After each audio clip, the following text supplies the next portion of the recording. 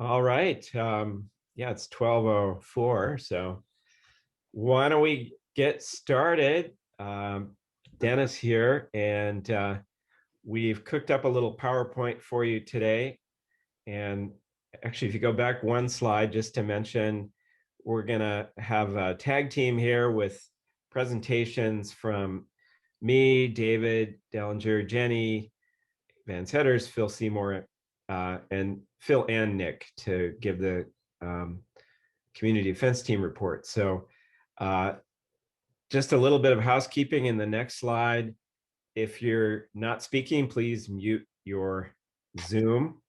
And if you have questions, we'd love to hear them. You can either submit them by clicking on the chat button or just unmute yourself and say whatever's on your mind. So happy to answer questions and hope we can have some good discussion. All right, and let's get started. Here's what we're going to talk about today. I'm going to give you a brief report, highlights and plans for 2021. Then we'll go through with David the financial report and the 2021 budget for the coming year. Jenny will present the membership report, and we just had our vote and counted the votes this morning. And then Phil will give the community defense team report. And then we have an open comment period for members, and we'll give the election results and then any final comments anyone has. And I want to be respectful of all your time. Thank you all for joining on a Saturday, and we'll try to keep this to an hour or less, hopefully. So let's get started with the president's report. And if you can have show the next slide. This is what we should be doing right now, is having a meeting in person. And here's a picture from our 2020 Mountain Ember team annual meeting and elections. And as you all know, we had a little pandemic thing happen. And so here we are in Zoomtown. This slide, I just wanted to point out, there's Constance Cannon, and I just wanted to briefly spend a minute remembering her. She passed away this past year, and she was a longtime resident of Painted Cave and a great Met member, and we'll miss her. So let's go to the next slide, Jenny. Boy, what a weird year, right? I mean, amazing, strange year. We had a number of fires all up and down California. And then if you go to the next one, there was this little viral particle that's called coronavirus because it has what looks like a corona on the outside that has changed our lives. And in the next figure, if you go to that, Jenny, I mean, about a year ago on this graph, you can see in California, March 7th, 2020, there were 19 cases. We had a surge, and now we're getting back down there, and hopefully people are getting vaccinated and soon. Well, except it looks like everybody is so young on here that they can't get it yet. Yes. Sorry. Yeah. Well, let's hope that the vaccine becomes more readily available and we can roll it out faster. In the meantime, though, if you go to the next figure, we're all wearing masks. And, you know, for some people, it's been difficult. If you only have one ear, it's really hard to wear a mask. So Vincent van Gogh would have a hard time. But anyway, hope you're all staying safe and getting through this whole thing. Okay, let's go to the next slide. The Mountain Ember team, as you know, has been around now for 2+ years, and the board has been holding monthly meetings via Zoom.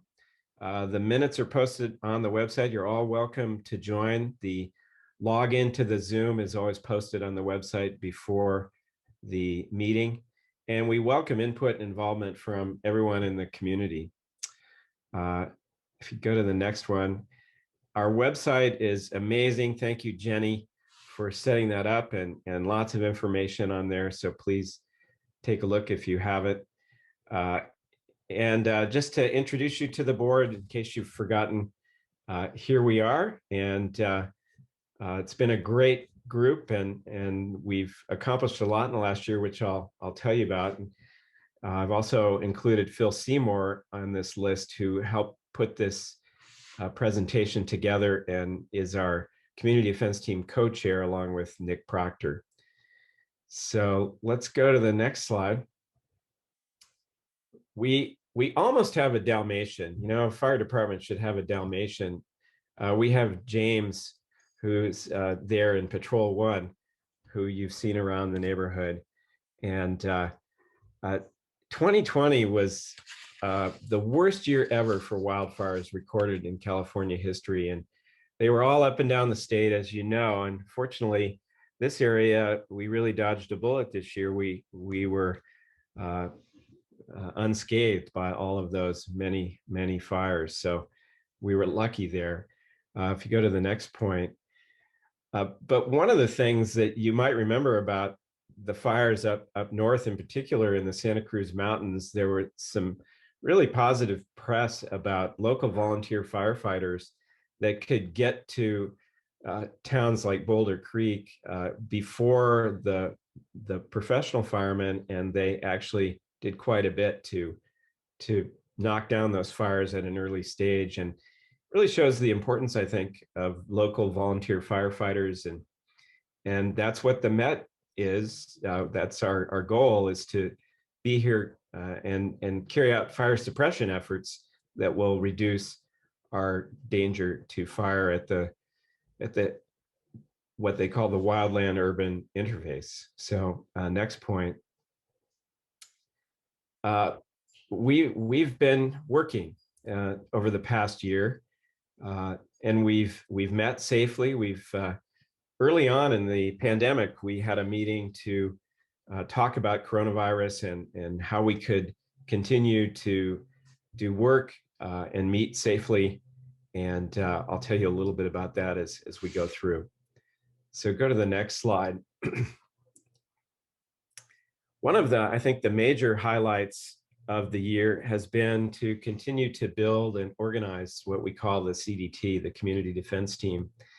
And we've carried out a number of activities, including vegetation management and fire prevention efforts. And Phil Seymour will talk a little bit later about those efforts. Go ahead to the next point. One of the concepts for the Mountain Ember team was to establish what we've called Ember stations, where we have caches of supplies like hoses and nozzles and sources of water scattered around strategically in the neighborhood so that we can deploy rapidly in case of fire. And again, Phil will talk some more about that. Go to the next point. So I just wanted to thank our volunteers, members of the CDT, who have spent many hours organizing this and getting ready. An example of a station shown in the slide on the right at Rex and Jenny's house, where there's a water supply with a pump and hoses ready to deploy. So thanks to all the volunteers that have been part of that. Go to the next slide.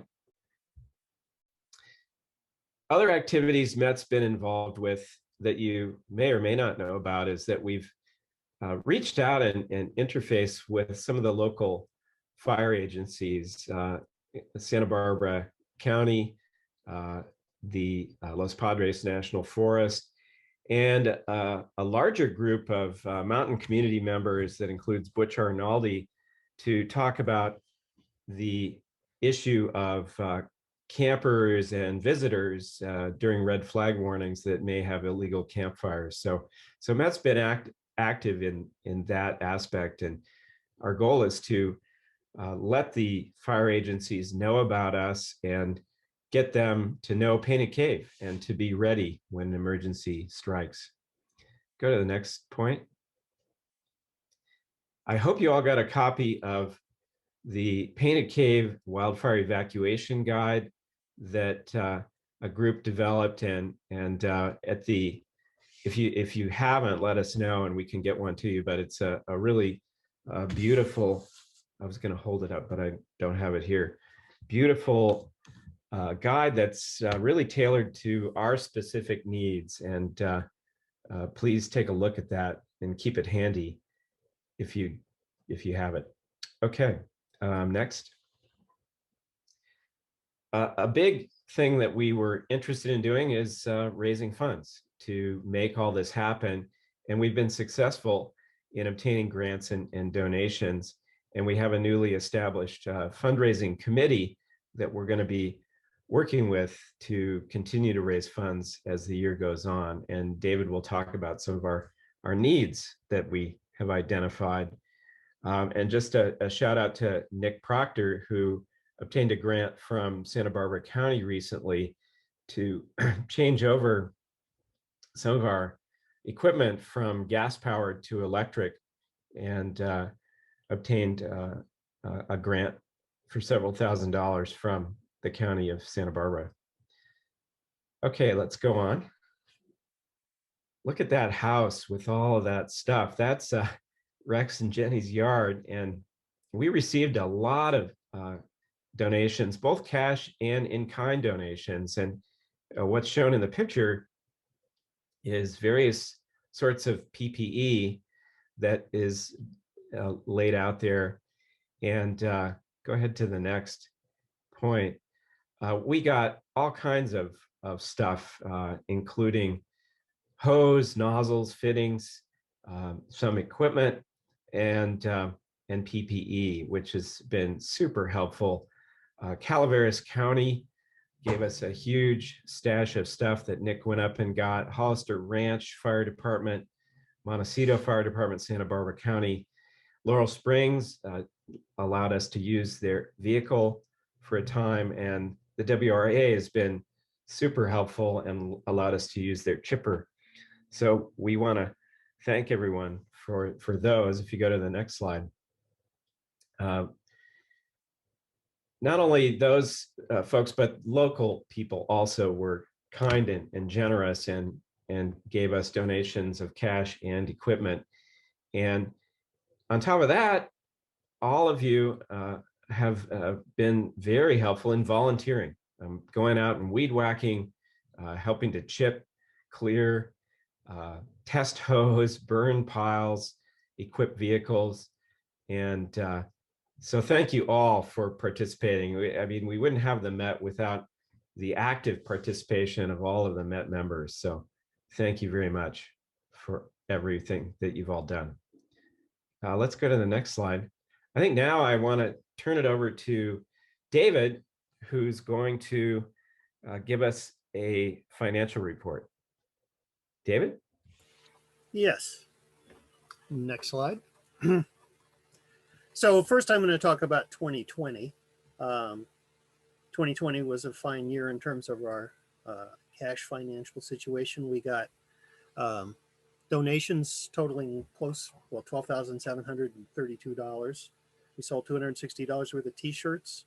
We got about $3,800 in dues, some of them for the 2020 year and some for 2021. Total income of close to $17,000. On the expense side, we bought a little over $6,000 worth of durable goods. A lot of that was stuff for the community defense team. There was also some improvements to our vehicles. Then there were program expenses, sort of annual things. We spent a lot on fuel, and we spent a lot on Patrol 1, and we bought some sort of, well, you know, the stuff we needed to do the weed whipping and chipping and all that. And then we had about $3,800 in general expenses management. Most of that is insurance and travel expenses for Nick going up and getting stuff, and things like website expenses. So anyway, the total expenses were a little less than our total income. Next. So at the end of the year, we had in our checking account $10,143.50. A little of that was in restricted funds, money that people gave us for specific purposes, $265 for chipping and $235 and an insurance fund. And our unrestricted funds, membership dues and unrestricted donations totaled $9,650 roughly. Next. Now I'm going to talk about 2021. So we'll start with just a brief look at our financial situation so far this year. We started the year with $10,143.50, that last number from 2020. Since then, we have had income of $4,300, which is made up of $2,000 from dues. Look again. And about $2,300 from donations. We've spent $900, and our current balance, it's actually a little more than this. 2 days ago, our current balance was $13,545.20. I talked about restricted accounts a little. So chipping has gone up now to $550.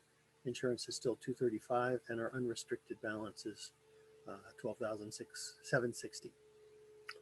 Next.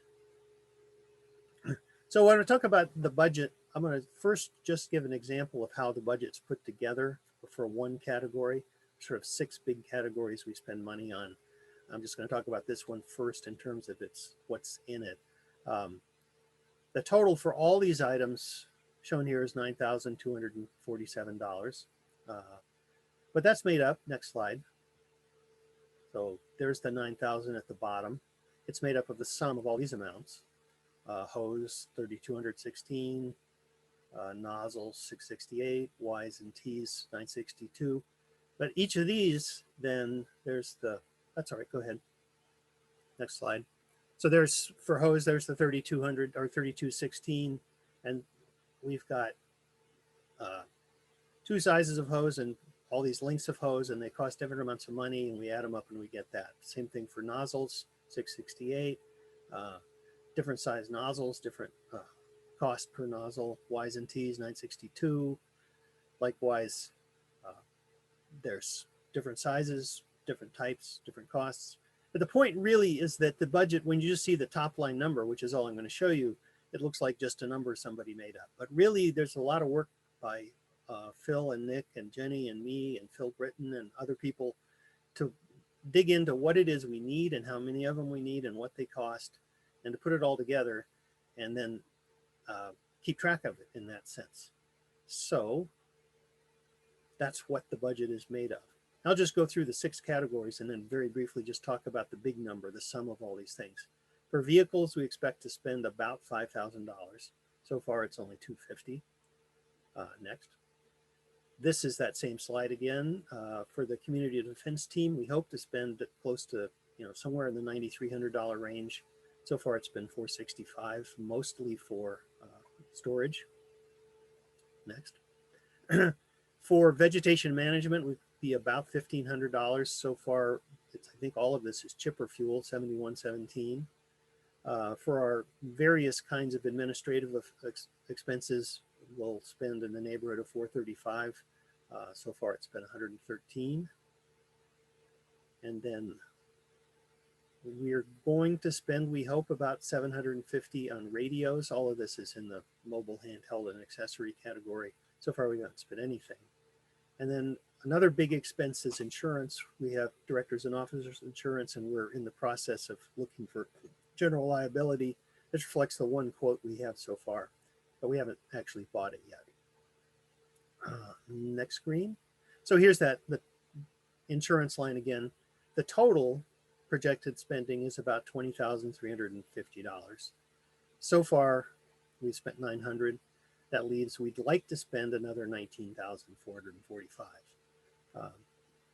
Where's the money going to come from? Well, if you take what we've got, I said we had $13,545 currently.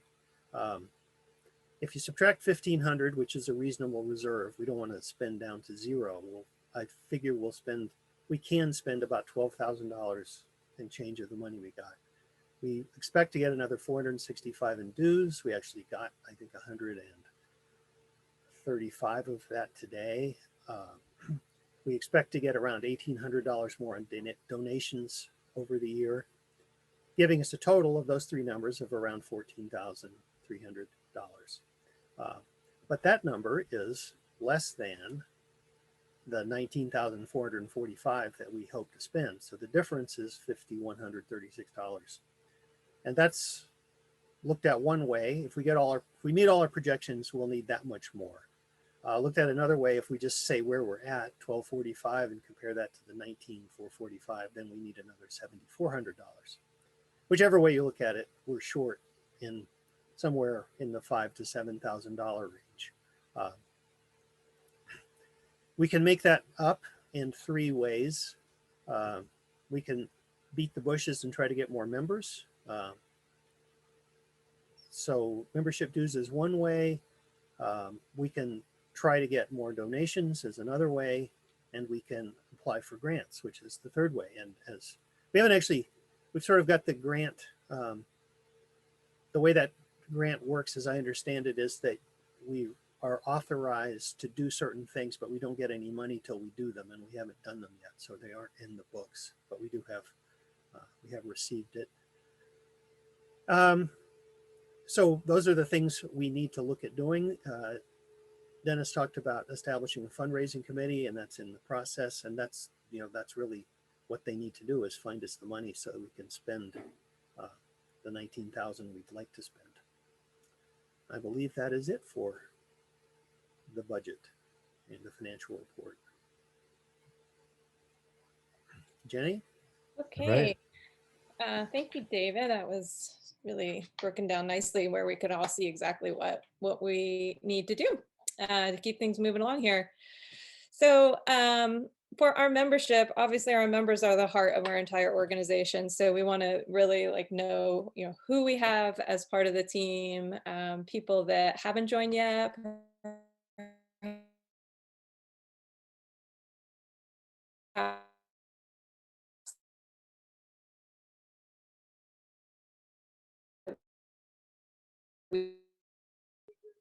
Losing you there, Jenny. Don't know if it's just me. You could get to join a whole membership number from 154 to Knapp Castle, and count Your mailboxes for our. Yeah, I'm sorry, I just got a little unstable message here. So let me know if it keeps doing that. I'll keep going forward here. So we have about 120 total potential residences. That's, I am so sorry, you guys. I feel like I'm having some problems. Hold on, bear with me. Sorry. Of course, when I go to talk is when my internet is gonna get funny. All right, let's see if I can share my screen now. Oh boy, where is Zoom? Zoom, come back. All right, let's try this again. All right. My little thing is in the way. Okay, take two. Okay, so of those 120 potential residences, we have 50 active residences. So that's about 41.6% of the total area that we could have within the Met. And a further breakdown of that is there's 19 residences, potential residents along East Camino Cielo. We have 3 of those that are actively part of the Met. Along Painted Cave Road, that's any of the properties, the lower loop, the north side, any of the houses right on Painted Cave Road. We have 34 potential residences, and currently there are 13 of the 34 participating for 38%. And then in Painted Cave proper, if you will, within the arch, we have 16 homes or potential residences, and we have 34 of the 67 engaged. So that's 50% of it. So I'm really happy with the turnout and the support that we're receiving from the community. Every year, it just keeps increasing, and that validates the work we're doing, and it makes us more motivated and inspired to keep doing the work that we're doing, to have all of you guys on our side. So if we look at this year's count, actually this is up today, I forgot to update that, should be 227-21, but as of today in 2021, we have 35 household memberships. There's 2 people per household membership, so that's 70 members. And we have an additional 20 individual memberships. So we are now at 90 members. This time last year at elections, we had 67 active members. So we're doing incredibly well this year. I'm just, again, like, just feel so good to have the support from the community. And at the exit of 2020, we had a total of 91 members. So considering we're one off from that number and we're only in February, I feel really confident that we'll have, we could reach 100 this year, which would be just fabulous. So of those 90, the breakdown is we have 12 brand new members, people that have either moved to the community or chose to join the membership this year for the first time. And then we have 78 people that have renewed. Of the ones that didn't renew, 6 are either moving or are have moved from the community, so they're no longer within our membership boundaries. We have 9 that haven't renewed yet. I say yet because I'm feeling pretty optimistic. Many of these will actually renew sometime throughout the year. And then one of our members has deceased, and as Dennis so eloquently stated earlier, this is Constant Cannon. She was just such a force behind our community for decades. I want to say 50 years. So her loss is definitely, or the loss of her is definitely felt throughout the community, and we just have so much appreciation for what she's done and her support and allowing us to use her property to have our community meetings, and where we hope to be again next year when we can be in person. I think that's it. Yep. So now I'm going to turn it over to Phil and Nick to walk us through what the community defense team has been up to.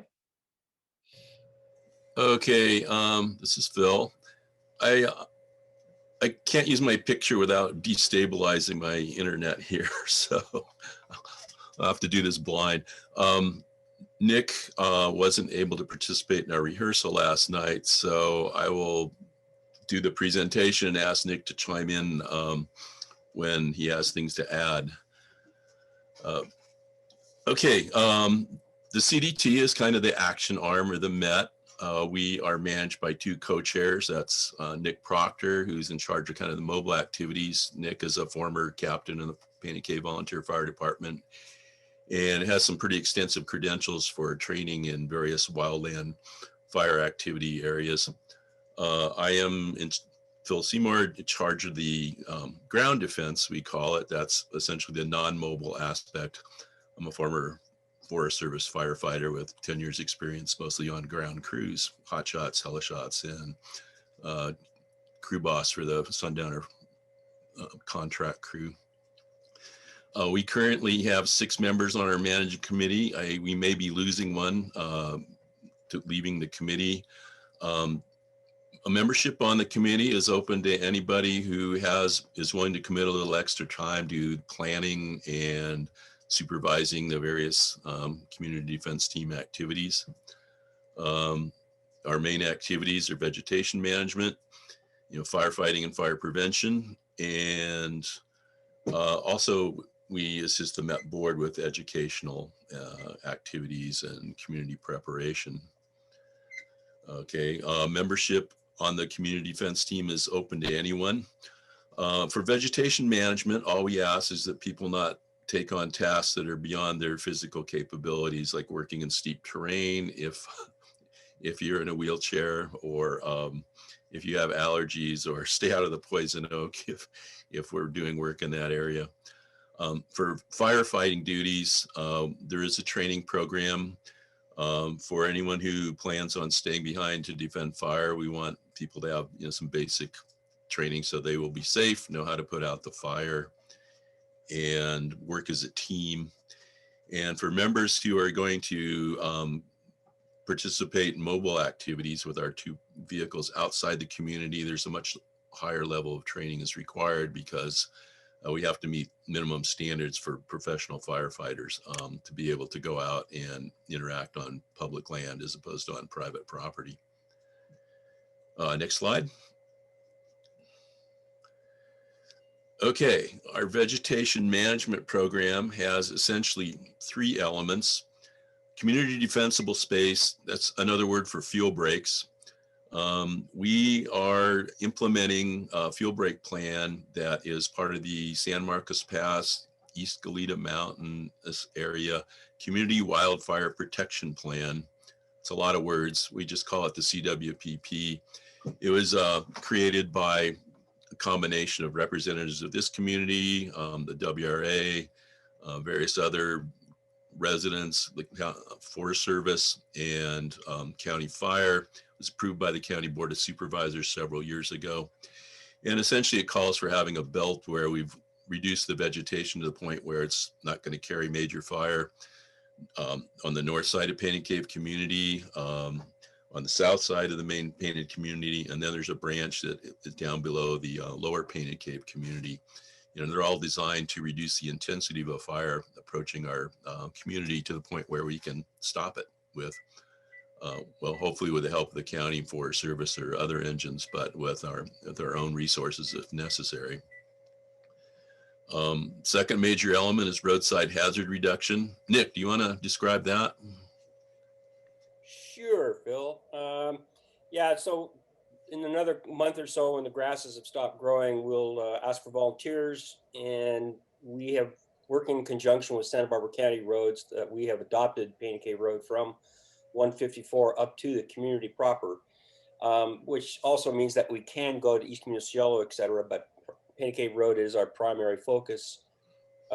We have weed whackers or weed whippers, depending what term you want to use. We have articulating hedge trimmers and chainsaws. And so we just go and try and clear as far on both sides of the road as physically possible. And this year we're going to be, Phil and I and some people who are trained with chainsaws are probably going to go down and clean up all the dead trees from the cave fire, so that we will be removing vertical fuels, and since they're dead, that just become a Roman candle. So if we lay them down on the ground, they're still going to burn, but they're not going to be quite as dangerous to flying embers, etc., as if they were standing up.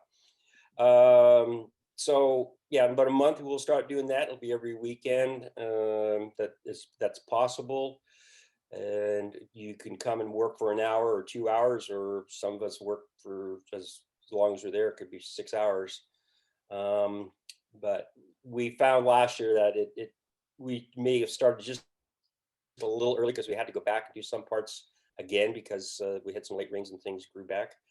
But I'm sure that all of you who have driven the road when it's not been maintained, you really definitely see the difference of how the fuels would be, fires would be slowed down with the fuels being taken back as far from the road as possible.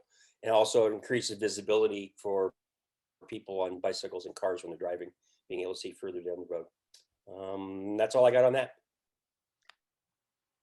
Okay, and the final element is the community chipping program. Real quickly, probably many of you heard the chipper in the distance on Saturdays. Once a month or as needed, we try and take the WRA chipper around and chip up any piles of dead brush people have accumulated on their property. That encourages people to keep their property clear and gives them a way to dispose of the cut brush once it has, once it's been lying there a while. That's run by Nick and our own Lane Clark, who's another board member. Okay, let's go to, do you have anything to add to that, Nick? We probably won't be doing chipping in March because the nesting season is upon us. So we're going to try and leave that as best we can. And if we do have some piles on the outlying properties, I think everybody's got burn permits, and I think that's what we'll probably end up doing as long as this burning is allowed, which I believe is probably going to be another couple of weeks, maybe, unless we get some more rain, then it might be pushed out a bit further. But I think we're going to be burning instead of chipping for the foreseeable future. Okay, next slide. Okay, the community defense team, we have a firefighting arm.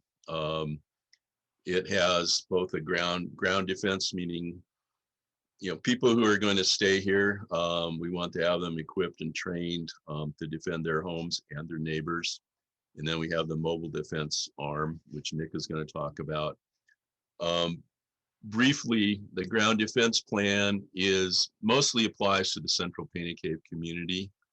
We don't have enough hose to go all over the mountain. But the plan is to have water supply, pumps, prepared homeowners, and enough hose to to put water anywhere in the Painted Cave community that we need to put out spot fires caused by embers or by intrusions of the main fire, anything that gets past the fuel breaks. There's some more detail in this in the written report we prepared before this meeting. So if you, I believe that's being emailed out. So if you're curious for more detail about that, please read the report. And mobile defense, Nick. Mobile defense. So we acquired a Type 6 vehicle from the Mountain Drive community, who got it from Montecito Fire Department. We had some issues with it. That's all taken care of.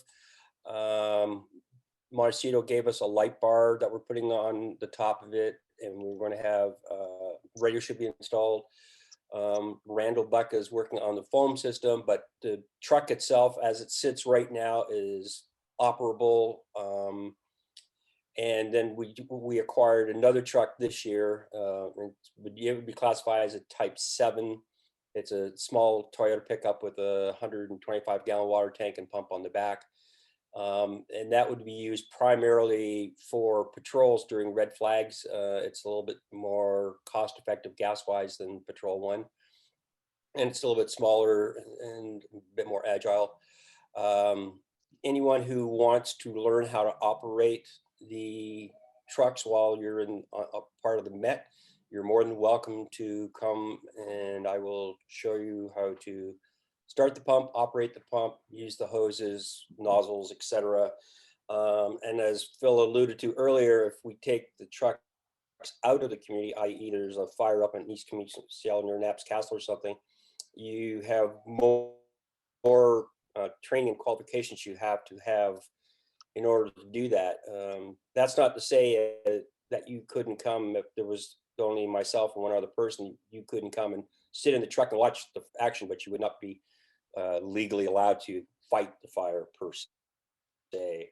The trucks can be used inside the community, obviously, until the cavalry shows up, and then we need to get our trucks out of the way to let the big boys come in with their toys to play. But we are going to be doing a lot of training on the truck, so everyone, as I said, in the Met is more than welcome to come out, learn how to operate it, and if they find that it's an interesting thing they'd like to do, then we can work on getting you the classes and the training you need to get what's called a red card, which would allow you to actually go out of the community and fight fire if need be. Okay. Just want to add one thing about our ground defense plan. This is still a plan in development. We currently have, hose and fittings distributed through about roughly between 50 and 60% of the community. And that is, it's distributed where there are trained people to use it. Eventually, we want to cover the entire community. We're in the process of expanding this year, we hope. But we will need more people and ultimately more equipment to flesh out the plan in the long run. Okay, next slide.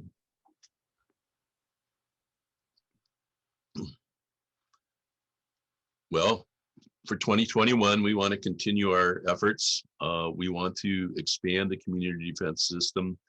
Right now, I believe we have new members joining on Rim Road and on West Lookout, and we have budgeted for equipment to provide coverage on those areas.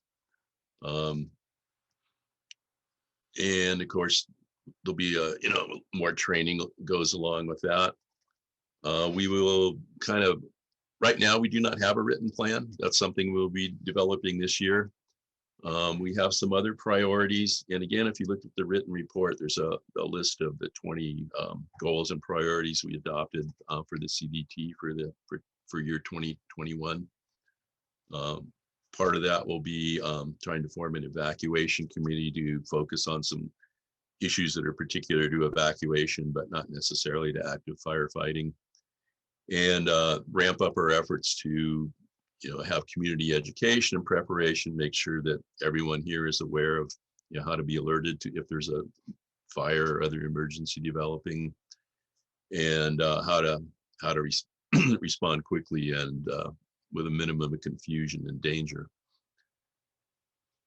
And training, well, that's ongoing. Hopefully with a COVID, when we get COVID behind us, you'll see a little more activity with, hose being stretched out in the street and the sound of pumps in the distance, or you'll be the ones stretching out the hose and running the pumps. Okay, next slide. Okay, any questions? Hey, this is Dennis. I just wanted to mention one more thing, and that is Nick was generous to donate the second vehicle, Patrol 2. So thank you, Nick, for donating the truck. You're welcome.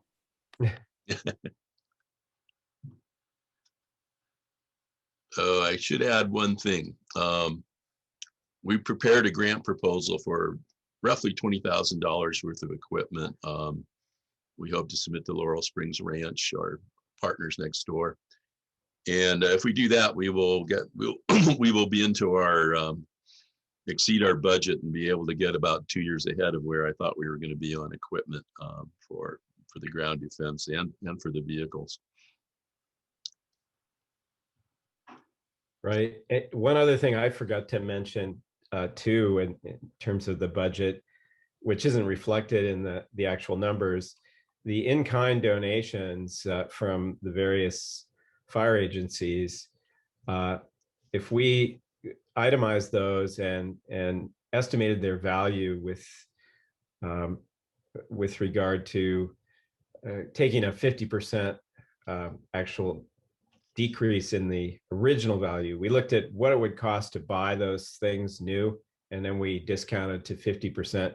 But the total came to $49,000 worth of PPE, hose, nozzles, fittings, etc. So I forgot to mention that it's a substantial amount of useful things.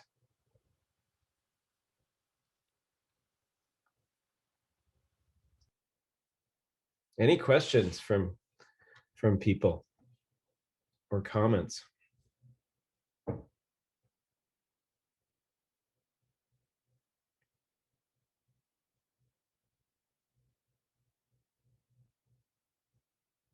It's very quiet out there.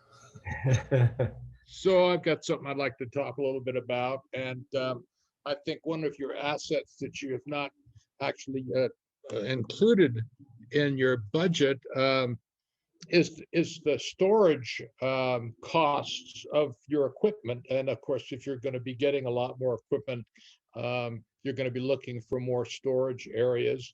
But right now, you've got it on my plate, so I think you should include that in some of your cost assessment, because not only is it valuable, but at some point you may be having to look for someplace else to keep equipment. Also, I noticed that you've gotten some storage containers that are stacked up in Bud's yard, and maybe we're gonna have a little talk about, what your anticipated use for those are, and how the whole thing is ongoing. Yeah, Ted, we'll be talking about that. The plan is to disperse the stuff and quit imposing on your generosity for the last couple of years. Those storage containers are a big step forward, something we were lacking. So we need to get them painted and start distributing them. And we probably find we know some of the locations those are going. We have to work out where a few others are going to go. Well, there's no pressure on moving that stuff off my property, but I just want you to acknowledge in your budget that that's a cost that you're not including, and that is being donated to you. So if you want to make your figures look better or whatever, that would be something to do. And again, more than happy to have you guys there on the property. One of the great benefits to that, obviously, is that if there is a fire, I will have a lot of fire personnel coming onto my property to retrieve some of that material, which is of a great value to me. So I think there's some reciprocity there. And as I say, there's no pressure to move it. You've got it well consolidated and put into a fairly small area. So, I mean, no bumps with that, but I just wanted to bring some attention to it. Thanks. Thank you, Ted. Good, really good point. And thank you for your generosity. I'm a wonderful person. That's what we hear. Yeah, no proof yet, but it's happening. All right, guys. Let's see, there's a question in the chat. Oh, great work. Thank you all. Thanks, Marina.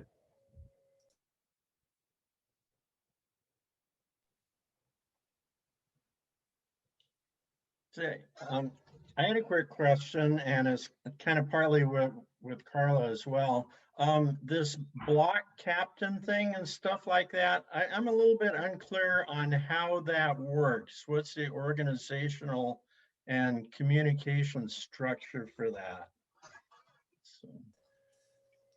Okay, block captains, that is something that's essentially in the development phase, but conceptually we want pretty much on every block or sector of the community, we want one person with a radio who's kind of willing to take the extra responsibility of making sure everyone else that's on the team on their block is mobilized. Take the lead, and once your own property is secure, you've got your hoses laid out and everything, start scouting around to see what needs to be done on neighboring properties to prepare them if a fire is coming. So they would essentially have kind of executive decision-making authority rather than having to ask somebody else about distributing stuff. Is that how it works? Well, they would be operating within a larger plan. I mean, essentially we have well, like I said, we're in the process of writing it up, but there is an existing plan. We have hose and equipment staged at various locations. And it's pretty simple. The trunk lines go down the streets and the laterals go off the trunk lines in locations where it's needed to, get into people's backyards or front yards to, cover the houses along the street. So, and the timing will probably be dictated primarily by events. We will have a kind of a, this is not a hierarchical organization with big titles or anything, but in time of fire, we do want to be coordinated. So you'll probably be, the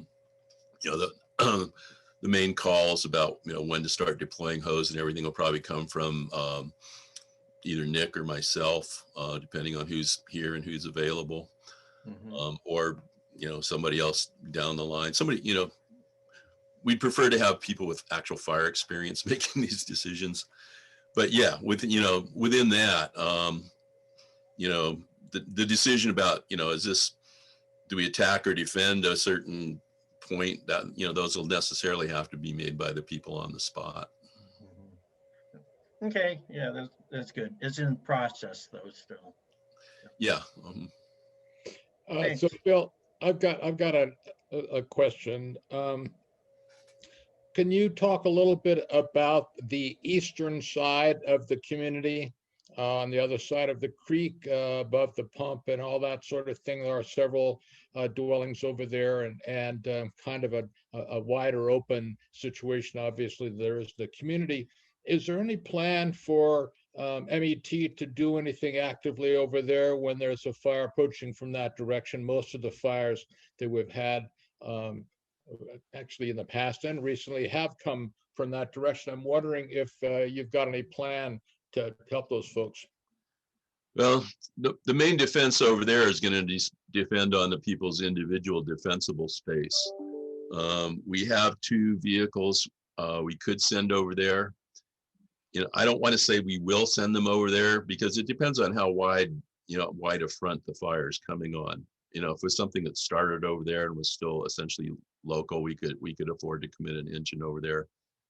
But if we've got fire coming, you know, at us from the north on a mile-wide front, in all honesty, I'm probably going to try and keep the engines, our vehicles, closer to the main community, just because we have more use for them there. I mean, you know, who can be saved and who can't. Sure, understood. Mhm. That a complete answer? Yeah, that's, I mean, I just wanted to bring a little attention on that because I haven't heard any plan for that at all. And I know that, you know, stopping a fire over there under some conditions would be very helpful and protective of the community. So, but it depends on where the fire is approaching from and how broad the front is, obviously. Yeah, I mean, it's essentially the same situation for Lower Painting Cave. On the other hand, right now, coming from the east, there's not going to be fire coming from that direction for a number of years because it's all burned in the cave Sure. fire. It'll take about 6 years for it to come back, and then it'll be a problem again.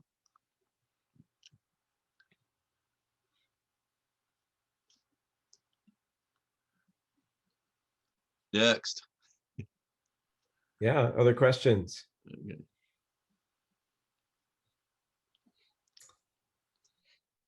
Well, if not, we're coming up on the hour. Just one more thing. We all voted, and I wanted to let you know the results. So if you see your screen, we collected ballots from you all. Thank you all for voting. And as Jenny said, there was a good turnout. I was there with Uwe and Christian, and you know, we didn't have Republicans and Democrat observers or anything like that. There were no hanging chads as far as I know, but we did very carefully tally the votes.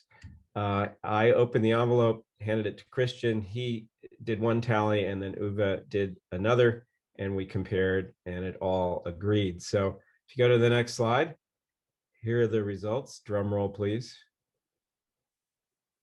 Oh, there it is. Okay. Let's see. Oh, go back one. Sorry, I skipped one. Yeah, so we received 73 ballots. One was disqualified, and that's out of 90. So 81% participation. That's awesome. And our bylaws say that to get elected to the board, you need 46 vote, 50% of 46 votes. So the results, yeah, next slide.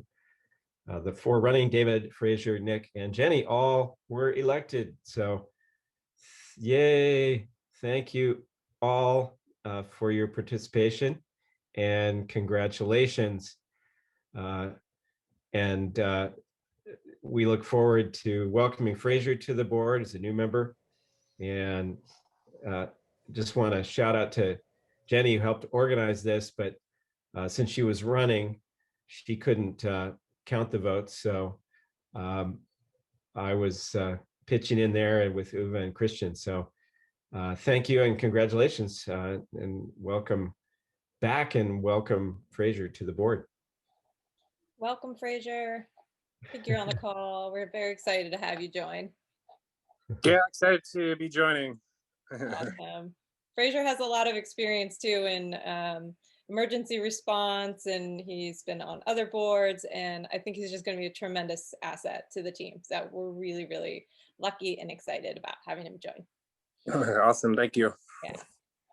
And I wanted to just acknowledge Ina. She chose not to run this year. She is stretched in so many directions. She helps every organization on this mountain and beyond. And so we're so grateful for the time that we had her on the board, and she's done so much for us, and she will be missed greatly. But I have a feeling she will be participating and helping out in different ways along the way. So thank you, Ina, for everything you've done. Yes. Thanks, Ina. Yeah. And speaking of Ina, Ina. Ina's asking why was one disqualified? There was one ballot that voted for too many people, basically had 5 people instead of 4. They Yeah, were They were overzealous. Yes.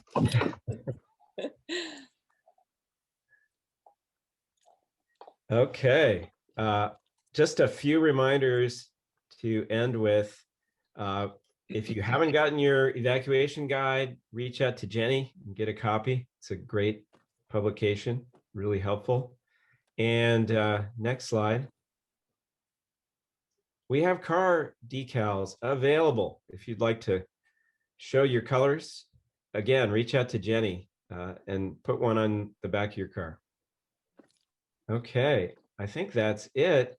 Oh, just to let you all know, the next board meeting is March 17th at 6:30 p.m. And as you know, that's St. Patty's Day. So happy, celebrate St. Patrick's Day, and you can attend the next Met board meeting.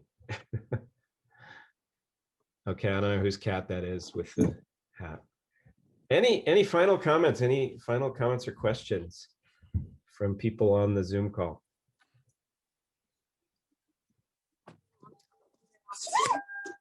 I guess one thought, that we mentioned that I wanted to reinforce is that we still could increase our membership. There's still people out there that are not part of the Met, and that's a good way to raise our amount of funds as well.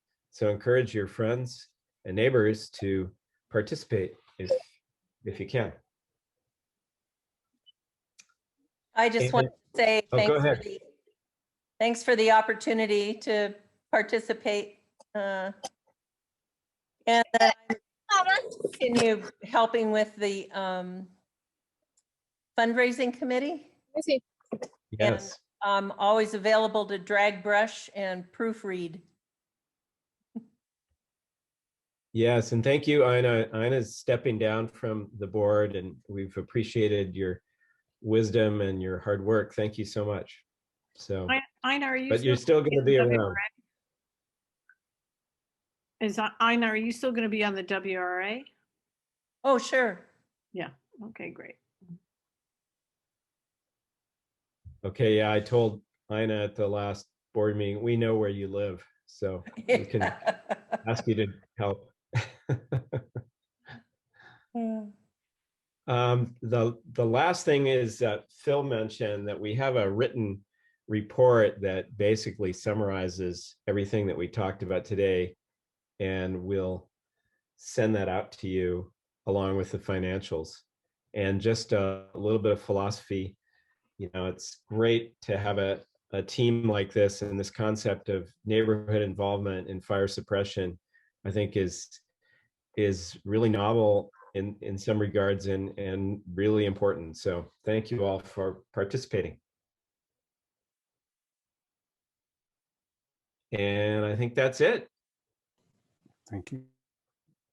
All right. Thank you. Great job, you guys. Nice presentation.